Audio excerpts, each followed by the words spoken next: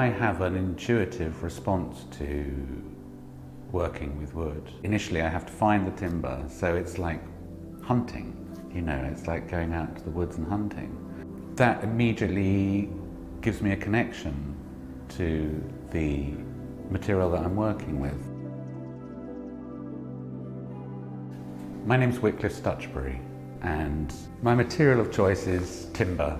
My work always centres around place, origin, provenance. Landscape is always at the back of my mind. An imagined landscape, usually, sometimes more specific, but always a bird's eye view. Each work is named after the place where I found the timber, and that also plays an important part, this sense of provenance and what the timber has experienced. And it also is helpful in reducing my palette to know that I'm restricted to the material from one place. And although there's an editing process, that's just what it is. It's an editing process, and I do see myself really as an editor. I worked as a furniture maker for 20 years. What's been lovely about returning to wood is that I've kind of drawn back on all those techniques, and although I kind of have them, this is almost an exercise in learning when to stop. And I sort of want to try and just allow timber to speak for itself. What I love about timber is its kind of lack of consistency in a way.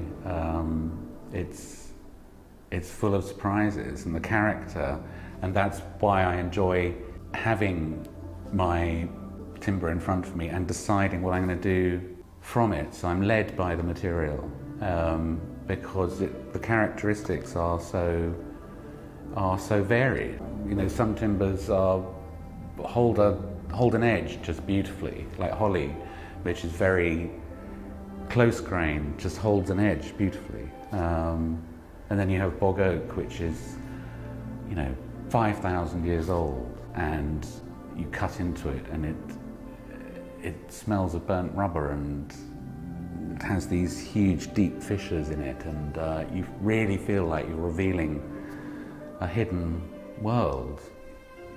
It's just wonderful to be able to respond to the character of the material. Although I love its unpredictability, it is also unreliable. It splits, it cracks, it warps.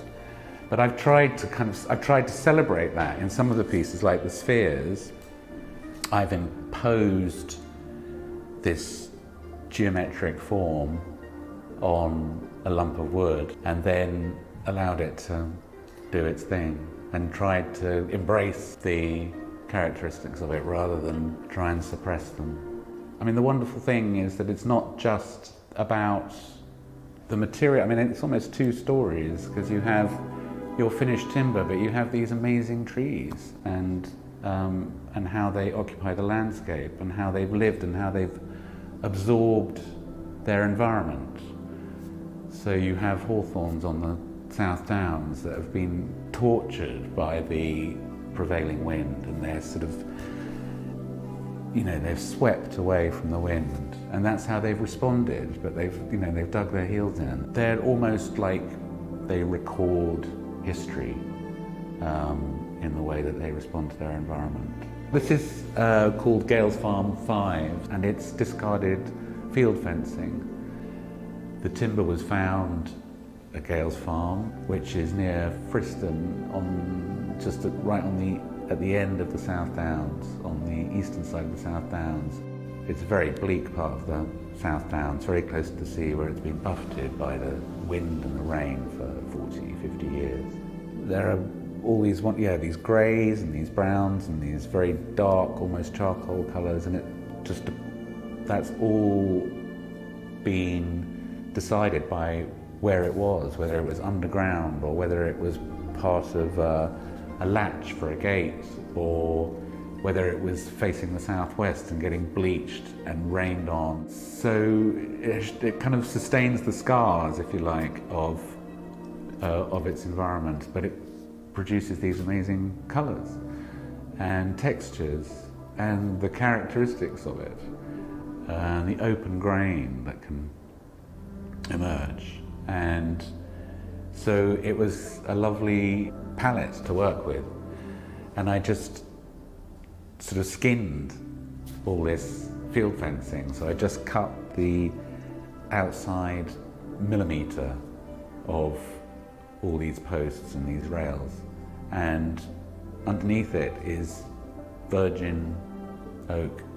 You know, so after 40, 50 years, just the surface has been vulnerable to its environment, and then cut it up into tiles and reassembled it. The West Dean piece, which is a 3D piece, it's a large bit of wood that I found when I was working at West Dean in West Sussex.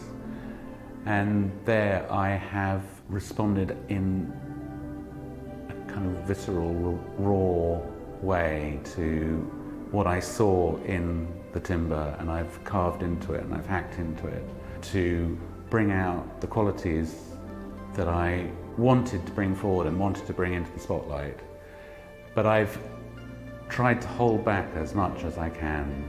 That's the best moment, is when I let go and just let it take its own course, when I just relinquish myself of responsibility. Generally every piece I have a kind of image in my mind of what it's going to look, what I would like it to look like, and it usually ends up looking nothing like that at all. Nothing like it.